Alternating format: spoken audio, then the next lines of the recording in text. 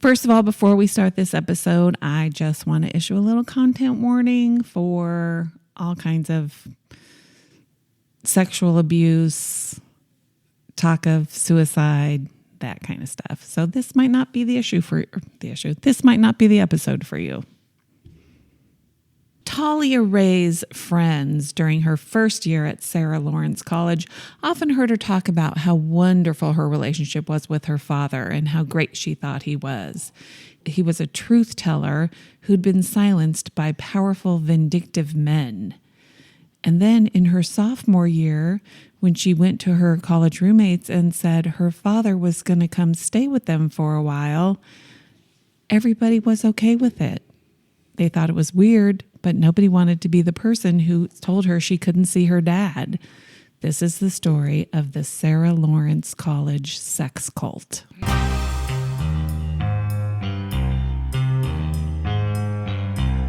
Hi, everyone. Welcome to the Weird World Podcast. I'm Dean. I'm Carrie. And it sounded at first like this guy's just a straight-up great dude. Sex cult, though. Interesting. Okay. Yeah. Tell us about this. A few things happen in I can between. absolutely believe a sex cult at Sarah Lawrence. No problem believing that whatsoever. Sure. But the other parts, let's hear it. Well, as I said, Talia Ray, she's a sophomore at Sarah Lawrence College. We're going to spell her name how? Talia.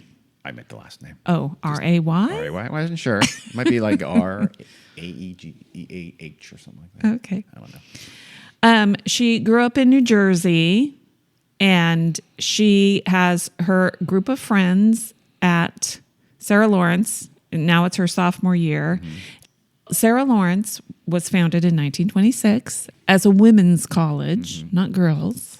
I'll bet you $100 they called it girls, not women's. What year was it founded? 26. Yeah, they called it girls. I think they probably called it all women's college. I hope but so. anyway, now it's co-ed. I don't know when it became co-ed, but it's co-ed. 1984. It is prestigious, very expensive, liberal arts college. Mm-hmm. It's in Yonkers, I think. Oh, that's in New York. Yeah, just a little bit upstate from New York City. Like I said, very expensive, and they follow the same model as like Oxford and Cambridge University, where students have a one-on-one tutoring mentorship relationship with a faculty member, and they're able to do like self-directed study into some area where they're particularly interested in and get credit for it, kind of thing. These colleges will be no longer existing within 10 years. I mean, how are they going to learn AI? I know. Doing that. It kind of sounds like a wonderful place.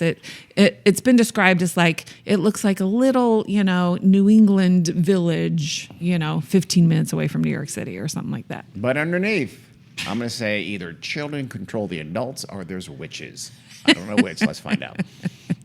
Well, so now we're in September 2010.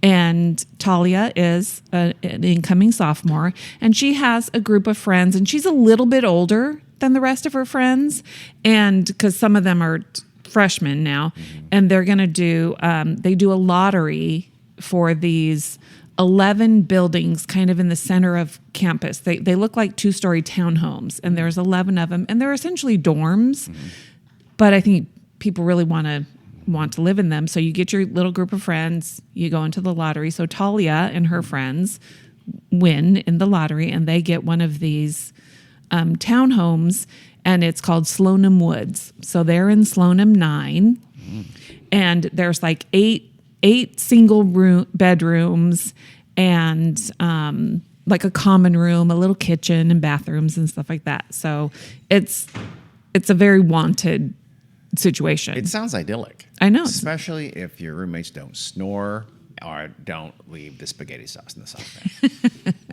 Sounds like you have personal experience, Dane. Maybe. So Talia and her friends were kind of typical Sarah Lawrence students. They're artistic, introverted. They get good grades. They're very intellectual and academic minded. One of Sarah Lawrence's slogans was, "We're different, so are you."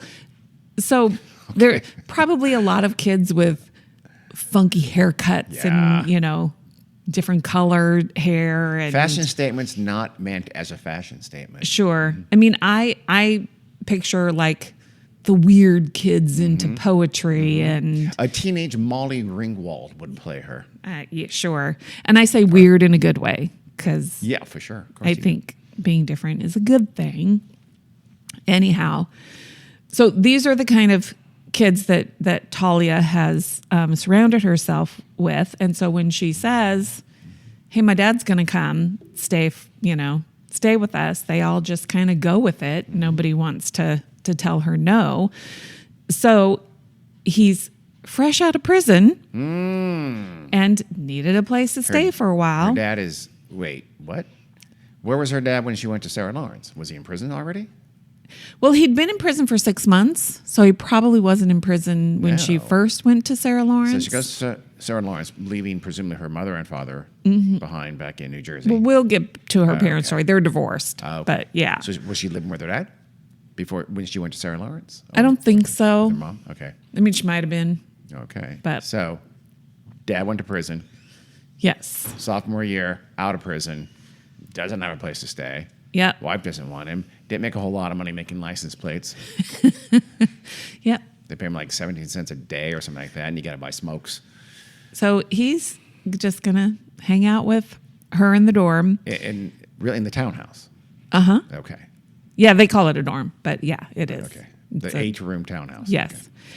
So he initially, gets an air mattress, whatever, sleeps in her room. Okay. And he, quickly is just kind of the center of their townhouse dorm. He's always in the common area.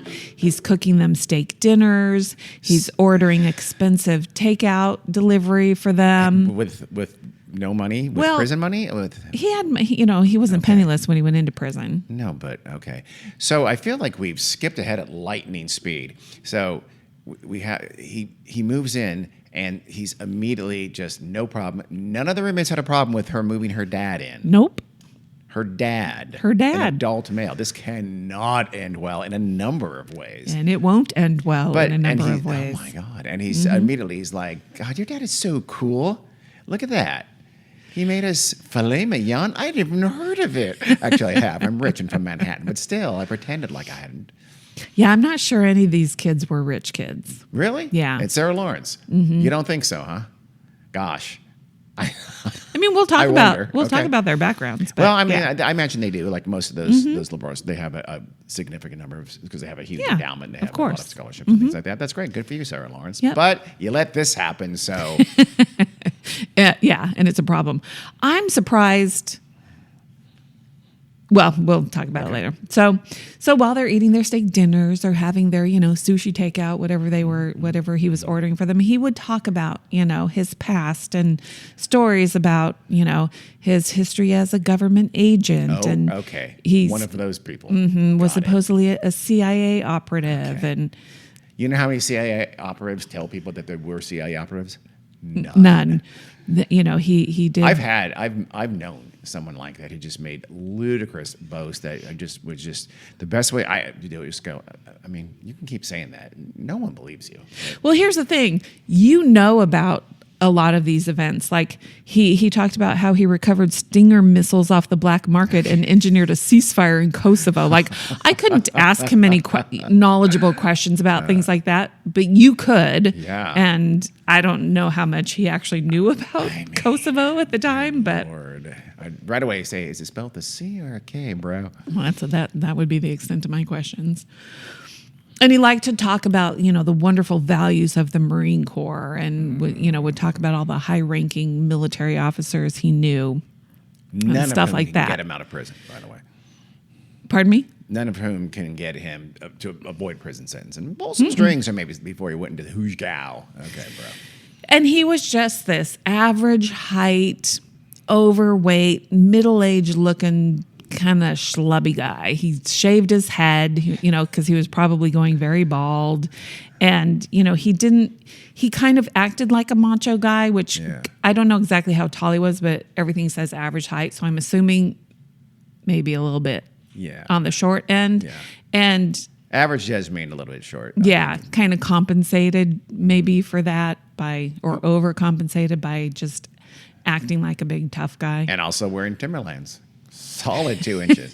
Or he got the shoes that Marco Rubio. No, the governor of Florida. What's his name? DeSantis. Where his shoes High heels. I mean, honestly, maybe a 4-inch sole. Remember those white rain boots or whatever they was wearing that one time? And he would ask them things like, "Do you work out? Can you defend yourself? You look really weak." God. He would say to people, "Really?" Like, yeah. And they liked him. I mean, he does cook the steak. But he was also charming. The people would say he was charming. He was a really good listener. Okay. And, he would talk, about things like truth and justice. But he also... This doesn't seem like that kind of crowd that would respond to that kind of thing. The government macho-ness, this sounds like a crowd that would almost hold that against him, honestly. These are girls who are women, young women who are reading fanzines and like fantasy, and they're probably left of center on their politics. Probably, but they are also kids who are very searching for their identities. Mm-hmm. They're probably very malleable, I think. Seems like it. Uh-huh. And I think that's not unusual with college kids. Did he get them to change the color they dyed their hair? I hope they stay with pink, purple, and blue. Mm-hmm. He did a lot of cleaning and cooking for these kids, which is helpful. I would be more accepting of that, yes. Mm-hmm. And he really acted like the dad. He listened to their problems. He gave them advice. And if I had a dog and he went with me on dog walks and he agreed to pick at the poop, I would let him stay. He would do things like arrange movie nights for them. One time he screened Carl Sagan's Cosmos in the common room. Billions upon billions of stars. Mm-hmm. They'd all, lounge on pillows on the floor. And then afterwards he would give a lecture on the universe or I whatever. better not hear anything about pillow fights with just t-shirt and panties, because then this is going to get disturbing. It already sounds pretty disturbing. So obviously, I don't know if you're going to get to anything like that, but the first thing you think of is there's going to be some not good things going on with these very young females and this older male. Mm-hmm. They're not all females. It's a mix. It's co-ed. I didn't know that. I told you it's co-ed. Co-ed in the college, not in their townhome. In their townhome? Mm-hmm. Oh, I missed that then. Yes. I thought they're okay. They had co-ed dorms back in. Wow, I know. Well, they have co-ed dorms now. Home. Okay. When you said for some reason, I was just thinking in my head these are all, because it's only 8. Okay. So the roommates were Daniel, Claudia, and Santos. Claudia and Santos had both struggled with depression. Daniel, his thing was he kind of questioning his sexuality. Isabella had gone through a bad breakup right after Larry came on the scene. Larry is the dad. The dad. It's the first time he told us his name. Oh, really? Uh-huh. FYI. So Larry Ray is his name. Yes. And then another roommate was named Juliana. Okay. So Larry... I'm not going to mention this, not all 8 people, but that's fine. Yeah. Because... You don't need to say everyone. Those are the key players. Yes. Okay. So if one of those roommates right now is listening to this and they were not listed, they're feeling pretty bummed right now. Okay, I just want to make sure. No, they're pretty happy. You don't want to be never associated. mind. I don't think they would want to be associated. So everybody with named this. Isabella right now is a little bit worried. Mm-hmm. So Larry would tell the kids that they had all come together partially because they all had a shared obsession with taking their own lives. What in the hell? Yeah. So Santos had reportedly tried to kill himself earlier before college, and Larry said, he could help them.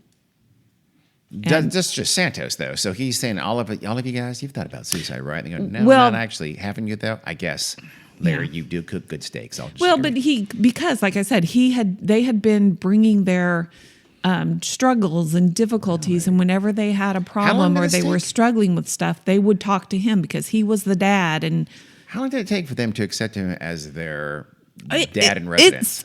It seemed like it happened immediately. That's nuts. And so he told them he knew techniques to discipline their mind, because he received all of this specialized training from the government, the CIA, and the military. So That's what they teach in Black Ops. let's talk about Larry Ray Okay. for a minute. He was born Lawrence Greco in 1959. So he changed his name to Larry legally. Go on. In Bay Ridge, Brooklyn, New York. And he eventually changes his last name to Ray because that was his stepfather's last name. And he worked on Wall Street in the early 1980s, even though he did not have a college degree. He later became a consultant, and he did like insurance. He helped clients with insurance, like construction, finance, and gambling industries. Sounds a little Santos-esque, but go on. Well, he... I mean, did he work on Wall Street? Was it a hot dog stand on Wall Street? But yeah, I don't know about the Wall Street thing, but he did do this this consulting, thing. And it's not as hard to fake it until you. No, presume absolutely make it not. at all. And then he also co-owned a couple of nightclubs in Scotch Plains, New Jersey. One of them called Malibu, the other one JJ somethings, I don't know. I like Malibu. Of those two names, I like Malibu better than JJ somethings. I forget the JJ one, and it's JJ not in my somethings notes. would be a kind of, now that I think about it. But, he liked to ingratiate himself with politicians and How's he getting high-ranking access to officials, these- like any of these people? holding fundraisers for them. And his military service was 19 days in the Air Force in 1981, after which he received a dishonorable discharge. I don't know what for. But he continued to, as he got older, hang around prominent military people, including like a general and a retired Marine commandant, and just he claimed that he and this Marine General Charles Pittman once planned an operation to capture and extradite Assata Shakur from Cuba. Assata Shakur. Yeah. I don't know who that is. I don't Is that a either. rapper? And why they're in Cuba? I don't know. Some people are just He's a storyteller. Teach themselves to exactly talk the talk, and they get around these people, and he's my days in the Air Force and whatever are just they learn, they're chameleons, and I mean he sounds like an absolute grifter. I think he absolutely was, but he tried to do things in the early 1990s with post-Soviet Russia, and he went to Moscow. He did do things. Yeah. But a lot of grifter people types did that because it was extraordinary. It was, first of all, it's hectic. Everything's being seized. All those oligarchs were oligarching. That are now oligarchs were doing those things that would get them their oligarchical status. Yeah. Eventually, this is the Wild West of Russian history. Well, and one of his stories was that NATO officials had sent him to Moscow in 1999 to stop a bombing campaign in Kosovo, even though he said he didn't know anything about the war. For sure didn't happen. And whenever somebody asked him, kind of challenged this assertion, really, he had this letter written on official NATO letterhead thanking him for his, quote, efforts to ensure good communication and understanding between ourselves and the Russian leadership. And what person who really did that wouldn't always carry that letter with them at all times? Well, Just think about how dumb that and is. so the NATO official who actually wrote this letter was questioned about it. And he said, yeah, he was connected and maybe he made calls for us like a lot of people did. But I wrote a letter for anyone who was involved in anything. So, it was probably just a boilerplate thing that, So in 1995. So essentially that he's embellishing is probably too weak a word. He did next to nothing. Okay. Yes. So if he's like, no, I work for the Yankees. Well, I watched a game, but. So in 1995, he meets a young New York Police Department detective named Bernie Carrick. Oh, classy guy. Mm-hmm. And Carrick had recently been promoted. He was Giuliani's driver, mayor, when Giuliani was the mayor. And he became the director of the New York City Department of Corrections Investigations Division. You heard that right, listeners. Rudy Giuliani, that brilliant America's mayor, had his driver become a significant. I mean, no. And Bernie Carrick liked Larry. He was impressed by him. So they this were gives birds of a you, feather. an idea. And they become friends. And Larry was actually Carrick's best man at his wedding. And so this is at a time when Larry's still going to Russia. Carrick was a prominent person. He was in a Yeah. lot of media. Yes. He was one of the top officials by Giuliani, and that did not turn out well. And so Larry... and I don't know if you're going to mention it, but he was nominated for a... Yes, Okay. I am. And Larry also becomes acquainted with Rudy Giuliani during his friendship and stuff with Bernie Carrick. Yeah. So... Was this before the dye used to bleed into his eyeballs when it Probably, sweat yeah. Okay. So Larry becomes friends with a guy named Pavel, I'm not going to try to pronounce his Russian last name, who was Gorbachev's interpreter.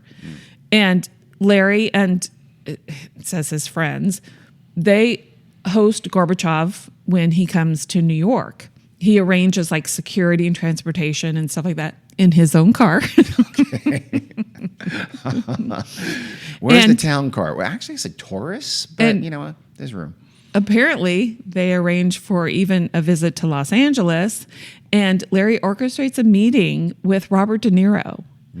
And Robert De Niro remembers Larry thinking, who is this guy? You know, like, this is weird. Did the Ford Taurus have bulletproof glass? He goes, no. It was bullet probably resistant? not. So shortly after this whole thing, because this is late 90s, Rudy Giuliani appoints Carrick the commissioner of the Department of Corrections. So Carrick introduces Larry to some of his law enforcement contacts, including an FBI agent. And Larry tells this FBI agent, hey, I got a lot of mafia contacts. I'll be an informant for you. Oh my I can God. give you lots of information about my mafia contacts. I could give you lots of information. Yeah. So they start meeting regularly, like several times a week. And Larry claims that he has this really important evidence about a pump and dump stock scheme by somebody big in the Gambino family. Okay. Which is, I would be a little scared to do this, but Larry does. If you have actually no actual association with anybody in the Gambino family and you make it all up, it's less scary.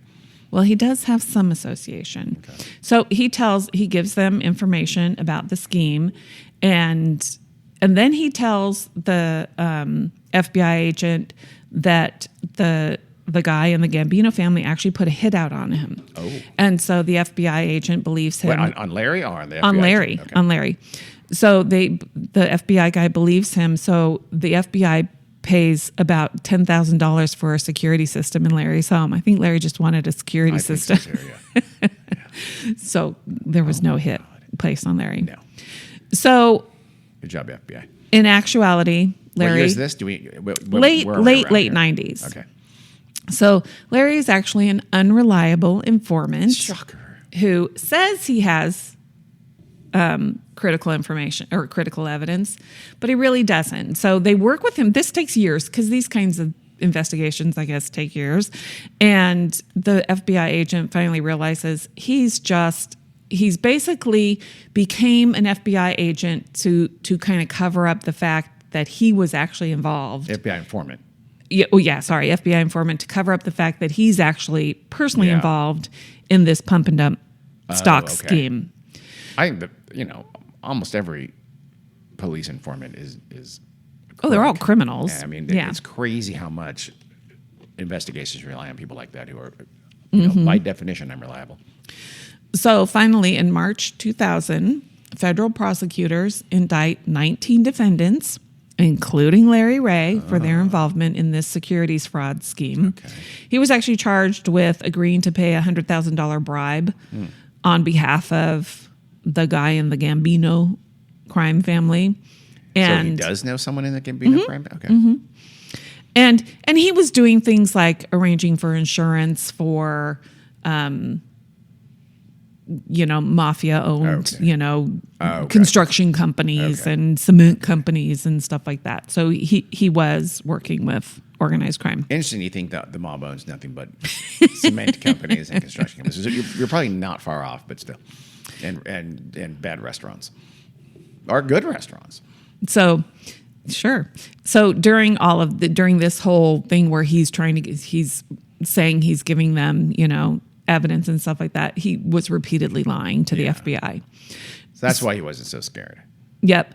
So when it's clear to him, oh shit, I'm going to prison, I'm going to be convicted, he goes to Bernie Kerik.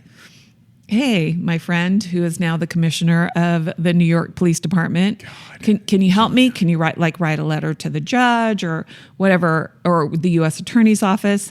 And Kerik says, sorry, I love you, I'd do anything for you, but I'm sure you understand I can't in this current job. Like, probably I don't want to be associated with you. Yeah, it's crazy. Kerik got that job, and he was about to go higher. Yeah, so. He knew his goose was cooked, so he pled guilty.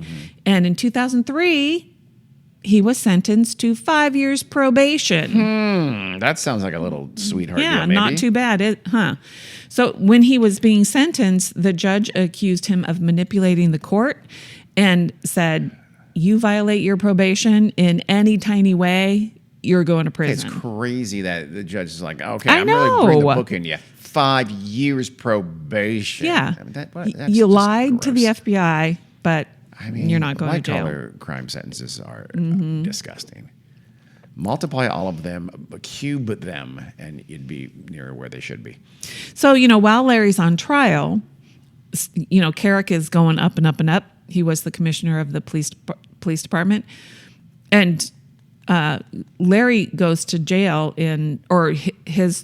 he was sentenced in 2003, but all of this took years. And so after, 9/11, the New York City people kind of, got national attention. He was regularly on TV and, I remember him. Yeah. He was an a lot of coverage. advisor. He loved it. Yeah. He was an advisor in Iraq. And they named the Manhattan's jail the Bernard B. Kerik Complex. Lord. So then, because he'd be the perfect person to be inside that jail. So then what you referred to at the end of 2004, George W. Bush nominates him to be the Secretary of Homeland Security. Crazy. And do we remember Bernie Kerik being the Secretary of Homeland Security? He was not. He was close. He was not. He withdrew his nomination, saying that he had once employed an undocumented nanny. Yeah. That was back when that was not, and that was actually after that was Zoe Baird in 1993 was the first one. That actually... that probably really wasn't what derailed it. It absolutely wasn't what really withdrew it. He had plenty of skeletons in his closet. But shortly after he withdrew... Just like, oh, look, it's technicality, but, just to make it cool, I'm just going to withdraw. Now, no one, please pay attention to me ever again. Well, a story broke with a bunch of things that really stemmed from his relationship with Larry Ray. Intriguing. It had alleged that Larry had paid for Kerik's wedding, that he bought Kerik $4,300 worth of furniture and had given him a customized Tiffany police badge that he wore every day. So I guess just he was bribed or given gifts that you, as a public official, you're not supposed to have. Oh, this news story. Yeah, their primary source was Larry Ray. Well, he didn't get Larry out of jail, so it does sound like Kerik bailed on him, and Larry was buying himself a cop, and that cop didn't keep the deal. So Larry was after revenge, and he got it. Kerik was humiliated. The city took his name off the jail. Yeah. And he had also been having an affair with editor Judith Regan, which that name sounds familiar. Very prominent journalist, yeah. And so that became public, and so he then faced investigation by the city, the state, and federal investigation. And then eventually in 2009, he'll plead guilty to felony tax and false statement charges, and he goes to prison. Yeah, for 3 years. The guy was a crook. Those are just. Yeah. He did far, far, far more things that he's just an absolute sleazy person. Yeah. So that's the kind of guy Larry is. He tries to get high level, even criminal contacts, and he does, but these things don't end well, usually. But he's a cool dude who listened well. Well, in 2004, his wife, Teresa, filed for divorce. They have 2 kids, a very young daughter named Ava and a 15-year-old daughter named Talia, who we already have met. So during this divorce proceeding, Teresa calls the police and claims that Larry hit her. And when the police show up, Larry and 15-year-old Talia say, Larry didn't abuse Teresa. Teresa's been abusing the kids. Oh. So child welfare department gets involved. They give Larry temporary custody of the girls. And then there's an investigation. But during all of this, they're receiving anonymous complaints accusing Teresa, her mom, of physical and sexual abuse. Talia also accuses her grandfather, a cousin, and an aunt of abusing her. And Larry creates websites, blogs and websites, and posting graphic accusations of child abuse against Teresa and her family. So there's a full-blown involving his 15-year-old daughter. Yes. And the very young, Really? She's probably a toddler at this time. She's a lot younger than Talia. So the child welfare investigators get involved, and they determine that none of it's true. Yeah. There was no I abuse. didn't think so. And So he manipulated Talia into saying these things, though, right? absolutely. Okay. And that's what they say. He's able to manipulate and control almost any situation. And they have like a forensic examiner who said they've never encountered somebody as, devious and weird as him. So the court actually concludes that Larry manipulated Talia into making abuse accusations. So, and they say that all of her accusations were rehearsed. And when they asked the 4-year-old daughter if her mother hit her, she started laughing and said, "That's what Daddy tells me to say." Oh, my God. So there should be ramifications when you do something massive. like that. He should have gone to jail. Of course he should have. So the court says Teresa gets full custody of the kids. And when he's ordered to turn the kids over to their mother, he refuses. And he's charged with contempt and interference with custody. And this is why he spends 6 months in jail. 6 months. I mean, Jesus.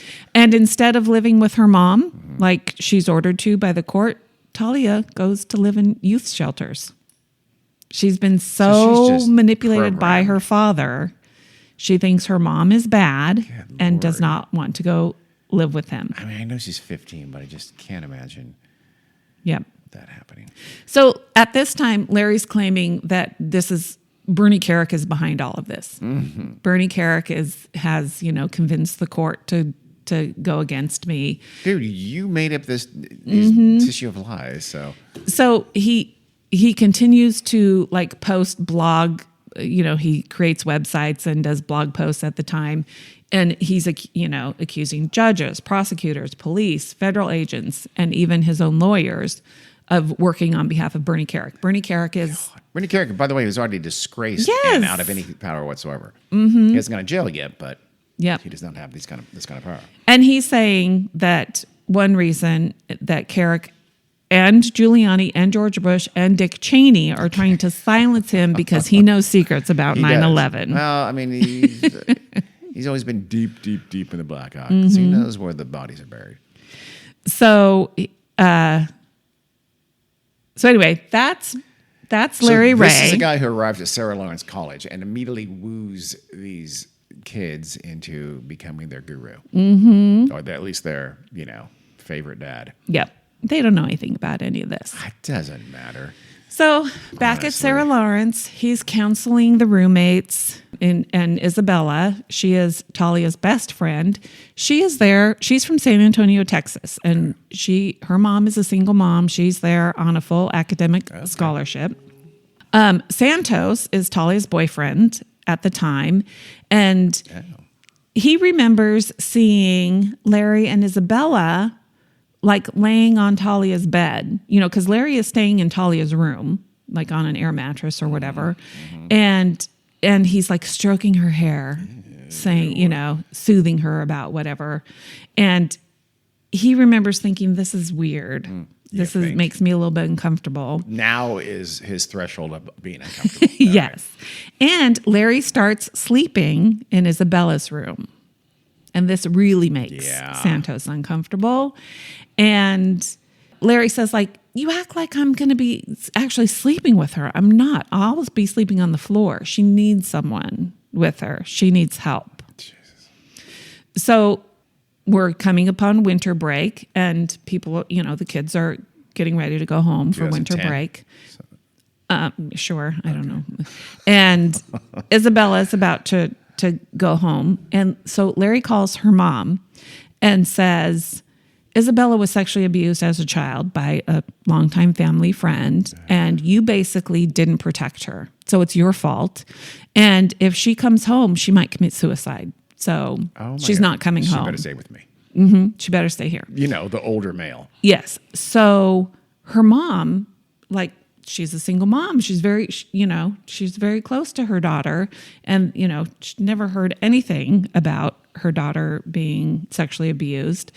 And she's like, well, of course, if she would have a problem coming home, she shouldn't come home, because she didn't know what to believe as the mom. So I don't know if they're not allowed to stay on campus during winter break. Probably not. It's not security, whatever. Larry's got a friend who has an apartment. I guess it's an empty apartment in Manhattan, Upper East Side. I don't know where it is.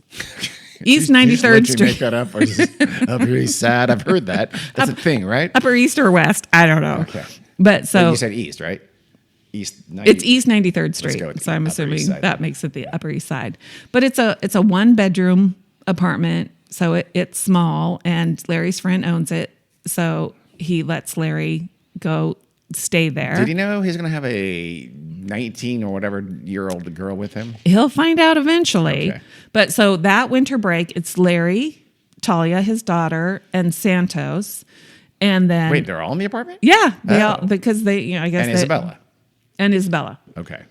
So Santos' threshold for being uncomfortable is malleable at this point. It very. Seems like. Okay.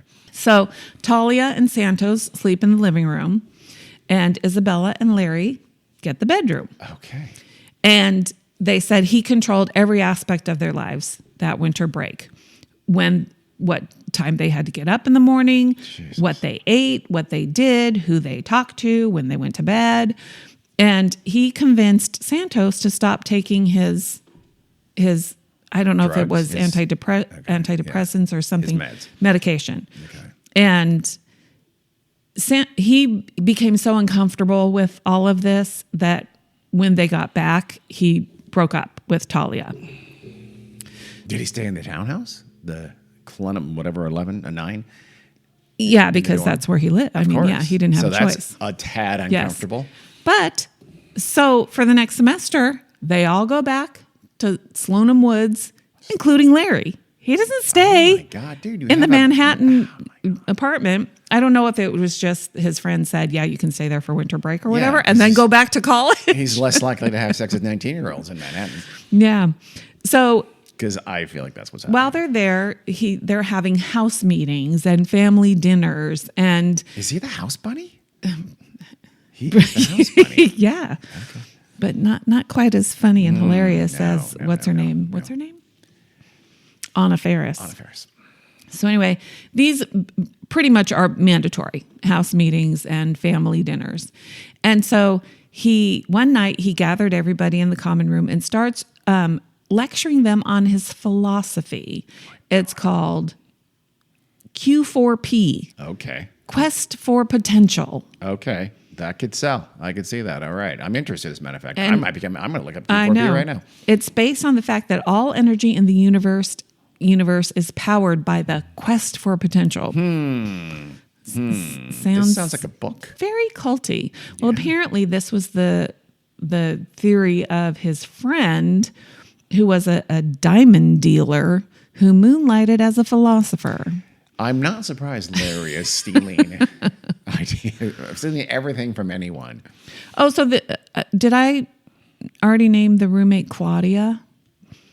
You mentioned Claudia. Okay. I think, maybe. I'm not positive. She kind of was fascinated by this whole thing. Yes, you did. And she started going to Larry for weekly counseling sessions. Oh, he's got another one. Mm-hmm. How come she's goes, why wasn't I invited to the Upper East Side flat? Well, she probably had to go. I think her parents lived in New York, so she just went home to her parents. But so she started meeting privately with Larry, and before she was kind of funny and, chipper and stuff like that. And after meeting with Larry, she started telling people that she was schizophrenic because Larry diagnosed her as being schizophrenic. Also had that training.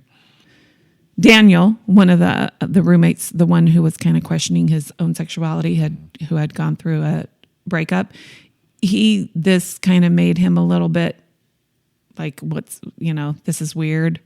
This guy's not a doctor. Why is he diagnosing her? I love when the roommates are seeing something grotesque and evil in their presence, and their response is at best, "Oh, I'm a little queasy about this, but you know what? Go ahead. I'll stay with you in the Yeah, and it's like they're afraid to say something. I would. Oh my God. So when Daniel is going through his breakup and questioning his sexuality because he had a girlfriend, this is approaching the end of the school year, he doesn't have anywhere to go. He doesn't want to go home to New Jersey, where he's from. And so Santos and Claudia, the newly diagnosed schizophrenic, say, go talk to Larry.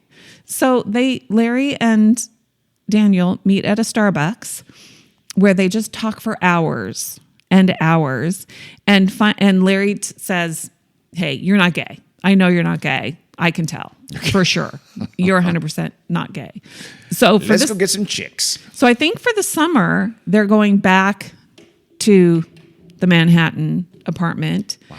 And so that person ever come home? But when they go at the end of their, 5-hour Starbucks conversation, Daniel is thinking like, this guy has the answers, to life. And so they walk outside and there's a limousine just waiting for them. And guess who's in the limousine? Please say it's Bernie Carrick. No, all of the roommates. Anna Ferris. So they have been waiting in the limousine for outside 5 hours. Of Starbucks Oh my God! Hours. I mean, so weird. It better have a fully stocked bar. That's all I'm saying. So they go to mixers, to the Manhattan apartment, and they stay there for the summer. He didn't want to go home, and he says part of why I got in a cult at all was because I had no idea how one finds a place to live in New York. Daniel said that. Yes. Daniel's a dumbass. Afterwards, way afterwards. Okay. So it was very similar to living in the dorm. They had their family meals and movie nights, and they would stay up all night talking about important when things. Was this? This is there over the summer? Mm-hmm. Okay. So this is like Jesus 2010. Christ. Don't where do you live? What's your plan? You don't have to stay in New York, even because clearly you shouldn't, because you don't know how. Mm-hmm. But Jesus, you didn't want to go home to New Jersey. Join a cult. I'm not sure what else to do. I better join a cult. So that's how the Church of Scientology gets 25% of their members. But go ahead. Yeah. So it's a nice place to live sometimes. Mm-hmm. They always seem to have mansions and stuff like that. Wow. So not Larry. He's got a 1-bedroom apartment on the Upper East Side. Nice area. Mm-hmm. So Larry has several kind of streams of income. He was a life consultant for a wealthy friend, and he was starting a domain name business, and he was having the kids help him with that. Okay. And the Venn diagram between life consultants and grifters is a circle. A circle, yeah. Mm-hmm. So he would be very generous. He was spending a lot of money on them. He would buy them expensive clothes and shoes and take them out to. I just told you he was a life consultant for a wealthy friend. So he's making that much money from doing apparently. That stuff. Okay. I mean, he's not paying rent. Okay. So I know, that's helpful. Still. And he always had a big wad of cash that he kept in a backpack that he carried around with him at all times. He's for sure a drug mule. Yes, he's not using banks. And he had this limo driver on call all the time, no matter what time. He's getting money from something much more shady than even life consultant, I feel like. Yeah, I don't know. So he's probably embezzling from that millionaire. He's probably pulling Jeffrey Epstein. Yeah. So they start doing this thing that is very common in cults, where when they're having their house meetings or whatever, they would interrogate each other about anything and everything, any kind of slight or whatever, and or most of the time doing something Larry didn't like. And they would be stupid things like scratching a pan or breaking a plate, things that he considered intentional manifestations of childhood trauma. Was it Teflon coated, in fairness to Larry? Because if so, I mean, he's got a point. And these are things in the Manhattan apartment. Okay. And so... Well, it's not even... Oh, yeah. I mean, no, actually, he's in the right here. Is the guy who owns the place they're using, is his Teflon-coated pan? You don't scratch probably. that. You don't scratch that down. But I think some of the things he accused them of breaking or harming or damaging weren't even true. And I asked for whiskey sour. This is a Cosmopolitan. There's going to be consequences. And he said the purpose of these meetings, these house meetings and discussions and accusations and stuff was to reveal deep personal truths. Okay. And he would... So everything's abuse. Yes. Everything okay. Yeah. And he was That's trying... a not uncommon, it seems like, healthy thing is to invent someone being abused, because that's what you can cure then. That's what you can... You almost cause trauma, so they need you to cure that trauma, even though the trauma is fictitious. You create the problem so that you can help them solve it. Yeah. Yep. And he has We this... just figured out how to become a cult I know. leader. Let's start a cult. So he has these eating and exercise regimen things, like he has the key to living a healthy lifestyle while he's like completely abusing amphetamines. So he hardly ever sleeps. He's always taking these things. And one girl, Claudia, her mother later says she became fixated on losing weight and became very unhappy with how she looked. And her parents were immediately suspicious about Larry. So do any of these parents know that their kids are staying with this guy in Manhattan? Well, the ones that talk to their kids, they do find out about it. I'm sure their kids don't tell Why them did they say they're staying immediately. then for the summer instead of coming home, like they would have presumably normally have done. Hey, my roommate's dad has an apartment in Manhattan, and he said I can go stay there. My first question, is he going to be there? Because if so, no. I mean, they don't know that it's a one-bedroom apartment. They probably think he's got this big apartment with lots of rooms, and he's letting his daughter's roommate stay there. Can you eat whatever you want for breakfast? No. Come on. Yeah, they're not divulging all of the details. Now we know some questions. If that, are you allowed to scratch a Teflon pan? Well, so when Claudia's parents find out that Larry is actually going back and living in Sloan and Woods with them, they go to the dean of students at Sarah Lawrence, and he tells them, yeah, I've gotten complaints from other parents, but there's nothing I can do. What the hell? Parents have a right to visit their kids on campus, Not which I would live say they can't there. live there. No, I know. Absolutely not. Yeah. Why? You have to wonder why that's their response. And they had more than one meeting with this guy. That's And, weird. yeah. That's Yeah. weird that would be the response. Are they just doing that because they're kind of covering their ass because, like, shit, too late now. Sure. He's been there for months. Oh, I don't If know. we act like it's Yeah. a bad thing, we should have known about this bad thing a long time ago and done something about it. We didn't. That's already in the Yeah. past. Let's pretend like it's okay. Like, Yeah. there's not, our hands are tied. I don't know. Once Sarah Lawrence, they shame found out on about it. you. Is this guy named Dean Wormer? I hate the fact that he has the word Dean associated with No, his name is Alan Green. it. Alan Green, you are a pussy.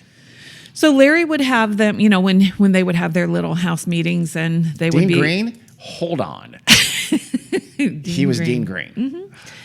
So when, they would be accused of all of these transgressions, he would have them write out like confessions. They would have to keep notebooks and write out all the bad stuff they did, and all, it was their confessions of, and usually it was all the ways that they had wronged Larry. They had done damage to Larry's stuff. And like that. Get over the Teflon pan. Jesus, I paid for a new pan. And like they were intentionally trying to harm Larry and his family, which is weird. Yeah. Because it's just you and Talia. But so anyway, over the years. Where's the little girl? Is she with her mom? Okay. Yeah, because remember, the mom got Yeah, custody, okay. and instead of living with her mom, Talia lived in youth shelters, probably until she went to college. Yeah. Who's paying? Was she also on a scholarship? Do you know? I don't know. Nothing ever says. Maybe her mom had money. I don't know. But okay. I mean, Okay. I don't know. If you stayed in a shelter or whatever instead of coming home with me and you let your horrific father, maybe I don't know. If I don't know all those details. So Larry collected lots of these confessions and these letters and stuff, and surprisingly, a lot of them have the same language in them. So he was probably almost like dictating what you guys are going to say and he was just, he wanted evidence, I guess. Blackmail? I don't know. These are kids. They don't have money. Maybe some of their parents are. I mean, not all of them are on scholarship. Well, some are rich parents. Yeah. Or parents who can figure out how to get it's just money. a way to control them. You have information. Yep. You have control. Absolutely. So remember how Daniel is questioning his sexuality? Yes. And he says, "You're not gay. I know you're not gay." So one night, Daniel is sitting on the couch, and Isabella, who sleeps with Larry, comes out and just starts kissing him. And Larry made her do that, right? Absolutely. Okay. But Daniel's thinking, oh, maybe she just has always had a crush on me. But nope. And so eventually, within a few weeks, Larry gets the two of them in a bedroom. Hold on. What happened? Larry says, go out and kiss him. If he gets wood, he's not gay and he'll know it. Is that why he's doing that? I don't know. Okay. I think he's just manipulating and being creepy. And because a few weeks later, Larry basically gets them into a bedroom and makes them have sex while he watches. Boy, of course. And there's going to be a lot of that. This becomes a regular thing.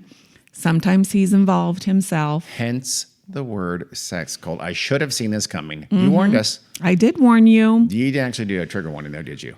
Probably should have about almost an hour ago. Yeah, we'll have to record one of those and put it up in there. So this becomes a regular thing. He involves himself in this too. And it's basically like, he calls it Daniel and Isabella's journeys to clarity. He even invites... Involving my penis. His friend who owns the apartment. Okay, well okay. To participate. This really freaks... Jeffrey Epstein? No. Okay. This really freaks Daniel out because he says there was no consent in that situation. Isabella, on his part, he said Isabella seemed very willing to participate in the stuff, I think, but he doesn't blame her. He thinks she was essentially brainwashed and manipulated into all of this behavior. But still, Daniel stays in the apartment. And, he thought it was weird, but he also everybody else seems to be okay with this. Am I the weird one? Is there something wrong with me kind of thing? So I get it. These are kids. Yes, they're technically adults, but they're 19 and 20. They don't know anything about anything. So at the end of that summer, with the new term, Claudia and Daniel go to study abroad in England. It's like, yay, they've escaped part of it. And so actually, before they left, Claudia sends a long email to Dean Green, calling it The Truth. And she said that, when Larry first moved into Sloan and Woods, she had expressed, quote, fears and concerns about him being bad and dangerous and manipulative. But after spending this last summer with him, she takes it all back. What? Yeah. She says that Larry's ex-wife tricked her Oh my God. into making her initial statements. So this woman gets blamed for everything. But so here's the thing.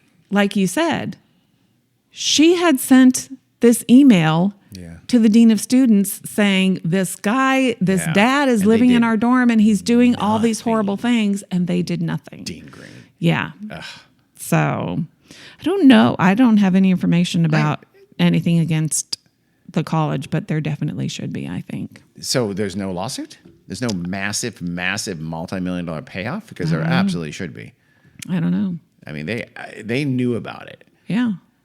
And did nothing, and terrible things happened. So, Sarah Lawrence, shame on you. I mean, Sarah Lawrence, the person, not the college, of course. So Claudia and Daniel go to England. What do they do when they come back? They go right back in to that. Oh, it is the Upper East Side apartment. Yeah. And, well, actually, they have a winter break where they come back to the United States. They spend it at the apartment. And then when their time abroad is over, they come back, and Larry, welcomes them back. So this is now, how long has this been? A year? How long has this been? The timeline here? Probably at least a year. Yeah, because it seems like it would. He's there till they graduate. What? Yeah, he's there the entire time. Oh my God. So when There's just the issue of, are you paying to live there? Even that, the stupid I logistic know. thing like that, for Yeah. them allowing this, for Sarah Lawrence to Yeah. allow this to go on is I know. insane. I know.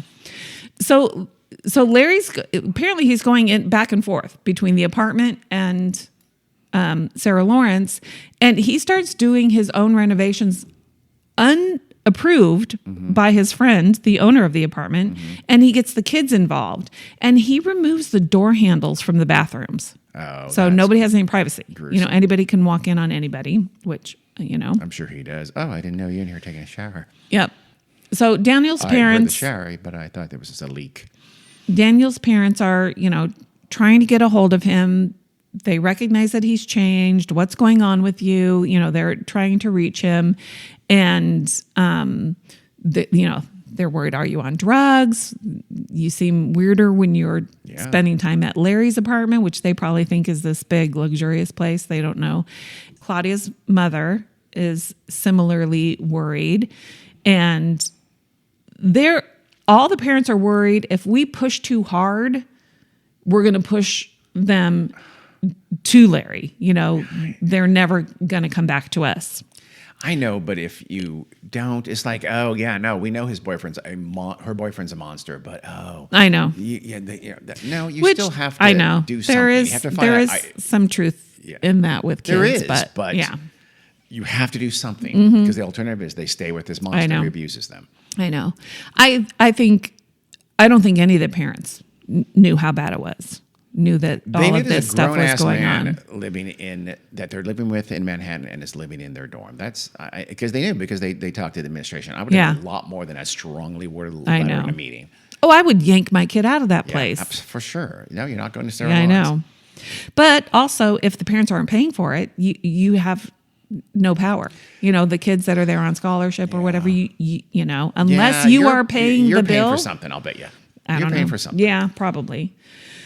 But not that that's awful to use parents using purse strings to control children. I In know. this case, it know. is for their own good.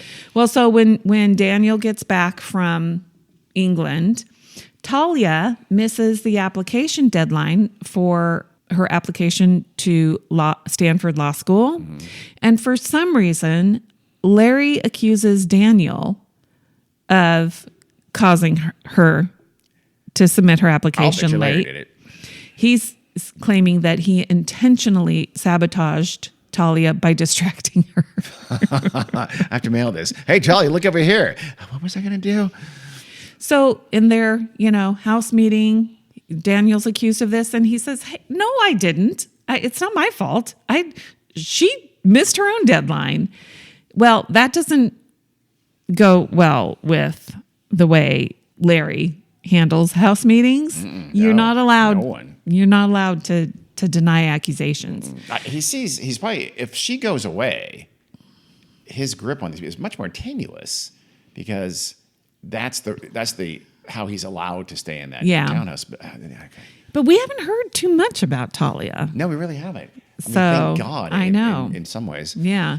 Well, so here's how Larry punishes Daniel, and this is graphic. So skip forward a little bit. Okay. Who? Me? Anybody who doesn't want to listen. Okay. So Larry crushes up pieces of aluminum foil into little balls, and he rolls them up in like plastic wrap, saran wrap.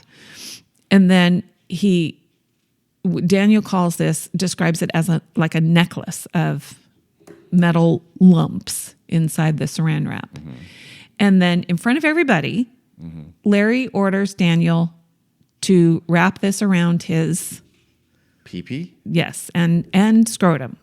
Oh. And then Larry starts twisting it. Easy answer. No. So every time Daniel gives him an answer he doesn't like, he twists it more and more. So it's cutting off his circulation. My God. And this is very, very bad. I mean, I think you should be convicted and go to prison just for this. For sure. So, so he starts doing more like physical kind of things. He would regularly put Santos in like a sleeper hold until he passed out. And just for funsies? he said Daniel damaged the oven at the apartment, and Larry made him kneel, and he stood over him with a knife and basically threatened to cut him up. And then when this is one of the last episodes with Daniel, because, he was still questioning his sexuality, and Larry just like flew into a rage, go and told Isabella, go get one of your dresses. And in front of everybody, he made Daniel put on Isabella's dress and then go down to the building's lobby to get the mail. And when he returned, he handed him a dildo and ordered him to do something very bad with it. Oh my God. And he did. Yes. Yeah, and okay. everybody's laughing. I don't know if he did it or not. He ordered him to do it, so I don't want to say he did. Okay. Because maybe he didn't. And everybody's just laughing. Like, this is just fun and games. I have little or no sympathy for these kids. Dean. You've got to be mentally stronger than this. Okay, we're going to cut that out. I mean... No. Okay. That's very victim blamey. They're absolutely victims. They're victims, but you have to also be responsible for what you're doing. You can't just excuse people and cult members for doing terrible things to other cult members because they're a cult member. No, I agree with that, but... Okay. I mean, laughing? I mean, yeah. That's evil. Sure. I mean... So this kind of sends Daniel over the edge, and he leaves. And so now we're in the spring semester in his senior year, and he finds on-campus housing away from them, and he stops responding to their phone calls and emails and stuff like that. So it's the fall of 2011. Santos. Oh, so this has not been that long a time. That was in 2013. Sorry. Oh, okay. So yeah, I'm going back a little bit to say that because when Daniel and Claudia were abroad, Santos introduces Larry to his two older sisters. Their names are Yalitza and Felicia. Yalitza is 23. She's an undergrad. These are all very smart kids. She's an undergrad at Columbia, and she starts visiting the apartment in Manhattan. Felicia is the oldest of the three kids. She's 29. She's graduated from Harvard, and she has a medical degree from Columbia. In another thing I read, it was flip-flopped, but either way, very smart. And she's going to do her forensic psychiatry residency in Los Angeles. So Larry's met her in New York, and then he starts calling her regularly while she's in Los Angeles. And eventually she convinces him, because he's been talking about, his CIA stuff and his relationship with Bernie Carrick and all of this kind of stuff. He convinces her that people are after her. And she thinks there's corrupt police involved, and she doesn't feel like she can go to the LAPD. So she eventually she leaves her residency in Los Angeles and comes to New York. And she says, she's worried about her parents, getting harmed by, Bernie Carrick and the police. He just convinces her of this weird stuff. I know there's, you always should have sympathy for people who were scammed, but good She's Lord, not a kid. She's 29 years old. Even these 20-year-olds, they aren't kids. You said they're adults. They can vote. No, I understand that, but their brains are still not fully formed. For sure. They're very susceptible to manipulation. Absolutely. But, I get it that he's a A+ manipulator. Yes. But there are things that he says that are just so stupid. It should not be that difficult. And there were other kids initially who he didn't successfully manipulate. They didn't go along with this stuff, and they, eventually that kind of proves fell my point, away. though. I mean, these they prey on vulnerable people, just like every cult does. Yeah. Every child molester does. I mean, it's the same kind of thing. But so Larry begins a romantic relationship with Felicia, and he starts referring to both her and Isabella as his wives. Oh my God. So he does these things where you damaged this property of mine, you did this, and you owe me $47,000. Oh, he did that. He sent for one Teflon pan. Wait. To who? To the kids? Yes, Santos. That was Santos. Oh my God. The thing was prices of your things I damaged / ruined, with a preliminary total. It was 5 pages, 50 items, ranging from things like painting tape for $9.87 to the gas range at the Manhattan apartment, $6,780. So this total was over $47,000. So Santos goes to it. So Larry says, "You owe me. Pay me $47,000." Obviously, Santos doesn't have it. His parents are immigrants, but they have a little travel agency, and they've managed to send their kids, all three kids, to these wonderful colleges and stuff. And so he tells his parents, "I need this money to pay Larry for the stuff that I damaged." And he says if they don't give him the money, he's going to kill himself. Oh my God. So his father goes to the apartment, and he wants to meet this guy, and he wants to see the damage that his son did. Yeah. And Larry just won't let him in. Well, you're not getting a penny. I hope he didn't give him a single dime. He blocks him from going up. So they're afraid that some harm is going to come to Santos. So they give him as much money as they can, God, but Lord. Probably not the whole $47,000. So do you think that was his grift all along? I can squeeze money out of these kids? I don't know. Maybe he's just making it up as he goes. I think it'd probably be. That's probably more likely. So toward the end of... You realize, I can get some money from these people. Yeah, yeah. Toward the end of their senior year, he brings Claudia, Isabella, Yalitza, and Felicia to his stepfather's house in Pinehurst, North Carolina. I'm assuming the stepfather is still alive. And he makes them work installing a new drainage system and an irrigation system in the yard. And he does things like he locks the refrigerator so he controls when and what they can eat. And he's kind of starving them because he doesn't let them eat a whole lot. Makes them get up at ungodly hours in the morning. It's basically forced labor, slave labor, because they're never paid for anything.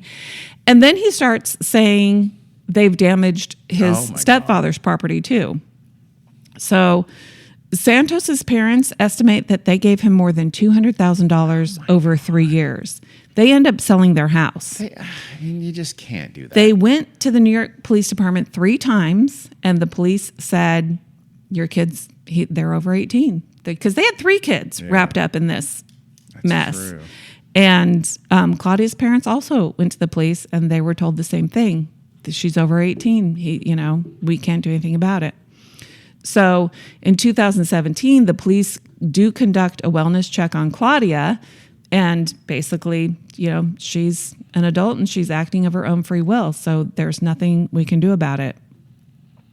So there are suicide attempts with Yalitza and Claudia, both by swallowing a bottle of Tylenol, and he manipulates it so that their parents aren't able to see them. Only he can.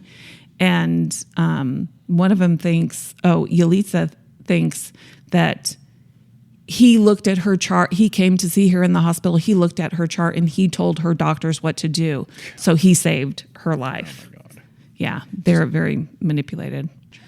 So, like I had said before, Santos was the one who, according to his family, he had tried to commit suicide before ever meeting Larry when he was in high school. But after meeting Larry, Isabella, Yalitza, and Claudia have all attempted suicide. And Larry estimates that their cumulative number of attempts were more than 12. It's like, okay, sir, maybe you had something to do with that. So Santos doesn't end up graduating at all, but Daniel, Talia, and Isabella all graduate in the spring of 2013. Larry obviously goes to everybody's graduations, and Claudia's parents end up getting separated that year, and a large cause of it is all of this stress over Larry being injected into everything. In 2014, Claudia begins working as an escort, essentially a sex worker, and her sex worker name is a mashup of both of Larry's daughters, which is pretty gross. Isabella is essentially acting as her madam. She's coordinating all of the visits with clients, and the website advertising her services are $8,000 a night. And guess who gets all the money? Larry. And he says, she has to do this for him because she's got to pay for all the damage she did to his stepfather's property in North Carolina. He ends up collecting more like $2.5 million over 4 years. What? She did this for him from 2014 $2.5 million in sex worker income to 2018. So she could have been rich. Over 4 years. Yep.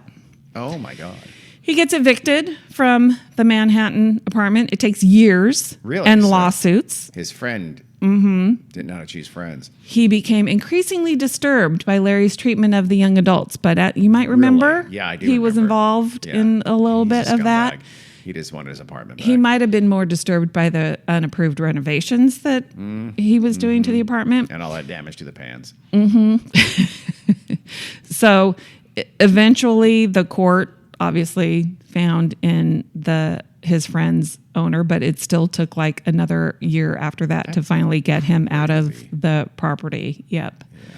Cities do a horrible job of evictions and things like that when it's squatters and things like that. It's crazy how slow that process is. But in these court cases, these students, these young adults, start coming up with these bizarre claims about how they've known Larry for years, like since they were children, and their parents had manipulated them into trying to poison him. So he's claiming that he was being poisoned, and it was all Bernie Carrick and Rudy Giuliani. It's very strange. He might be unbalanced by this time, legitimately at this point. Who knows? I don't know. It was seeing what he can get away with. It was always very strange, and they detailed all the toxins that this is Claudia. She claimed to have mixed poison into Larry's coffee, and this was Yalitza, but she claimed Claudia also did this. Heroin, fungicide, LSD, and fecal matter to contaminate his bandages, and that her parents promised to pay her $1 million to do this. Remember, her parents are the immigrant owners of a small travel agency, so they didn't have $1 million. So it's just very, very weird. So in 2018, so they start to fall away a little bit. Santos actually goes to a homeless shelter to get away from him. Remember, he's the one that doesn't graduate. Daniel or know how to find a place to live in New York City. Yeah. Claudia applies for graduate school, gets a job, and starts talking to her parents a little bit more. Daniel moved to New York after graduation, and he just stumbles across a website that has bullet points about what's a cult. Oh. These are the characteristics of a cult. And oh my God, I'm in one. Yeah, 100%. He's like, oh my God, this is everything Larry's been doing to us. Mm-hmm. So he finds a group for cult escapees and starts talking to people in his life about what's been going on with him. And then in 2018, Claudia finally gets out because Larry says he needs to punish her for getting too close to a client that he forced her to have in the first place, because Isabella was like videotaping her encounters with these clients. So he strips her, ties her to a chair, chokes her with a leash, puts a plastic bag over her head, repeatedly almost suffocating her. And Isabella is recording all of this. So there is video of this if you're brave enough to go look at it. And I am not going to. And so this is enough for Claudia. So the next day she calls a former employer and says, can she borrow $500,000 because she needs to pay Larry? And they say, what and why? And when she tells them instead, they pay for her ticket out of New York. Yeah. And so she then reconnects with her parents and gets out of it. So like I said, she was basically trafficked. Well, it does end up going to the police. But she was trafficked for, like I said, 4 years. She saw 3 to 5 clients a day, 7 days a week. And he made $2.5 million off of her. So in 2000, so that was 2018. In 2019, somehow reporters hear about this, and maybe it's because Daniel's talking to people about his cult experience or whatever. So these reporters find out about it, and they do some digging, and they start talking to some of these people who were involved. And one of them, I think Daniel, tells Larry about it even. And because I think they do talk to Larry. Oh, no, it was Santos. calls Larry and tells him, and he kind of ended up back under Larry's control and gives him all of his money. Jesus. And Isabella and Felicia's parents, they try, because now they're because, he gets evicted from the New York apartment. He ends up in a house of a guy that he met in prison. He ends up in this guy's house in New Jersey. Dude, you've made at least $2.5 million, more than that from your life coaching and shit like that. He doesn't want to spend any of his own money on anything. So Isabella and Felicia's parents go to this New Jersey house to try to get their daughters, and they won't leave. So finally in 2020, Larry is arrested, and I think a large part of this is because of the work these reporters were doing. So he's arrested and charged with conspiracy, extortion, sex trafficking, forced labor, racketeering, tax evasion, and money laundering. Notice how it's not the police whose job it is, and it's not ever at the Sarah Lawrence administration, in whose charge these very, very young people have been put under, and none of those people who are supposed to protect them protected them. Yep. It's the media. Yep. It's journalists. And this was from 8 years of the stuff going on at Sarah Lawrence and New York, former students, including subjecting his victims to sexual and psychological manipulation and physical abuse, and basically torturing them. So he got no bail. He had to stay in jail. His trial started in March 2022. Of course, he pled not guilty. His defense attorneys argued that he had been diagnosed with narcissistic personality disorder and histrionic personality disorder. Okay, those and don't give you a get out of jail free card. So Donald he Trump was has influenced both of those by things. these psychological problems. Okay, great. Don't care. He was What's your point? convicted. Why are you mentioning that? It took the jury less than a day, like maybe 4 hours of deliberating to convict him on every count. You know my theory about that. When it's an obvious case like this, they just want to stay long enough where they get the free lunch. Yep. And then they go, okay, we got it. We figured it out. So he was given a 60-year sentence and then lifetime probation after that, which he's not going to live that long. And because he's scheduled to be released on March 29th, 2071. He'll be 111. Yeah. So probably not. Sooner But he if he dies, is, then he'll have to be on. Is he in New Jersey? Was Probation. This trial in New Jersey or New York? I think he's in a federal prison. Oh. So I don't know. Oh, I'm pretty sure it was in Manhattan. So it was in New he'll York. be getting a Trump pardon any time now, as long as he just kisses his ass and gives him $5 million. Please don't say that. But Completely seriously. I know. Honestly. But if he is, hopefully New York will step up. Isabella, it's interesting, during his trial, the judge named Talia as a co-conspirator because she really was. Yeah. But she's never been charged with anything. Sounds like she did it. I mean, And I in know fact, she was 19 or 20, but I know. whatever. You were. But she's you been brought manipulated this monster into their lives. and brainwashed by her father her course she entire has. life. But when they went to her step grandfather's property in North Carolina, she never came back. Well, she came back to graduate, but then back she to North stayed. Carolina? Yeah. Really? Yep. I don't know if she still lives there. I tried to Google her to see. I found she was never charged with anything, but I mean, I don't know if she did anything criminal because, again, you sort of lose her in the story for a very long time. yeah. But I know you disagree with me, but I think there's I know. a level of responsibility for when you do these things and let them happen to you. Well, Isabella was indicted as a co-conspirator, probably because of the sex trafficking stuff, because she was very involved with, getting Claudia and all of that kind of stuff. Her bail was set at $100,000. She pled guilty, and her charges were co-conspirator in the sex trafficking and extortion case, probably stemming from the stuff with Claudia. She pled guilty to conspiracy to commit money laundering, and she was sentenced to 4.5 years in prison. So she was released in summer of 2025. Interestingly enough, there are lots of articles. There's a big article in The Cut. There's lots of New York Times articles on this. There are lots of other podcasts about it. There was a 2024 Lifetime movie called Devil on Campus, the Larry Ray story. I haven't watched any of these. Are you doing the Wikipedia and other media section right now? Mm-hmm. Okay. Guess who played Ray? Larry Ray or Larry Ray. Oh, wait, hold on. In the Devil on Campus. When was it made? It was on 2024 on Lifetime. Lifetime. I'm going to go with... He's a good villain. He plays lots of villains, bad guys. It's not James Nesbitt, is it? Because No, he's American. he'd have been good. No, he's definitely not. Probably not even old. Well, he may be old enough now, but I'm going to go with Rob Schneider. No, I have no idea. Billy Zane. Billy Zane. I like Billy Zane. And then there's a Hulu documentary series, which I started it. It's pretty difficult to watch. I will confess I didn't finish it, called Stolen Youth Inside the Cult at Sarah Lawrence, which it was made in 2023. It might be that might be the title of the Cut article. And there's also a play based on it. A play. Okay. It's off. So anyway, that's it.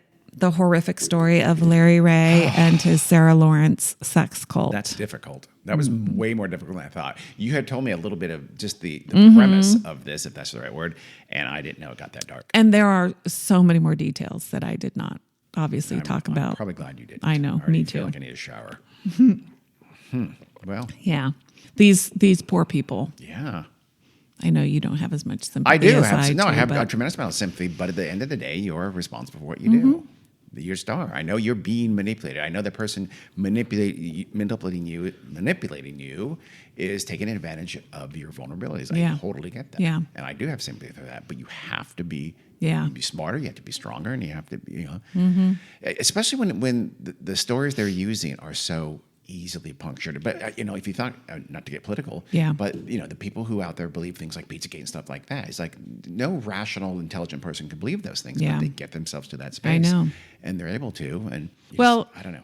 And going back to experiences with our own children, adults who want to spend any amount of time with much younger people. Yeah.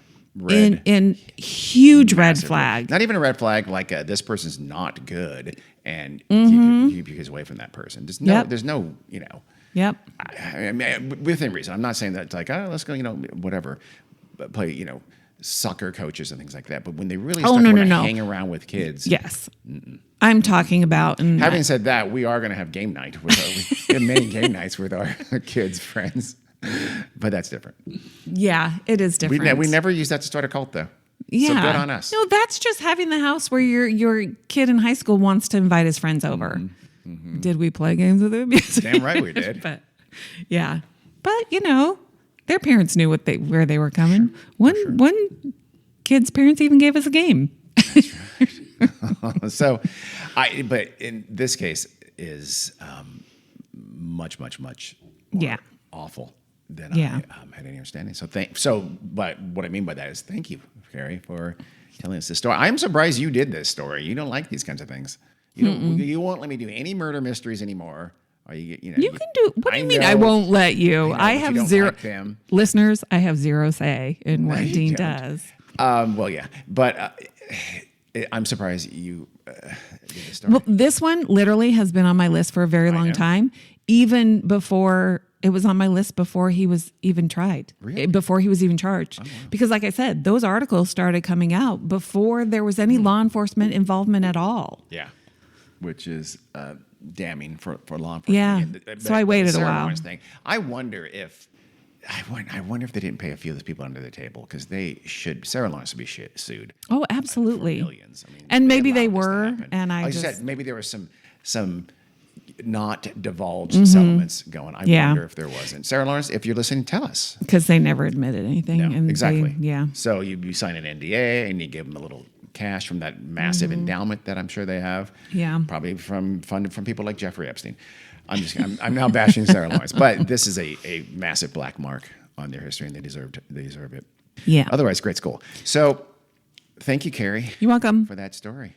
And thank you for listening. All right, see you. Okay, bye.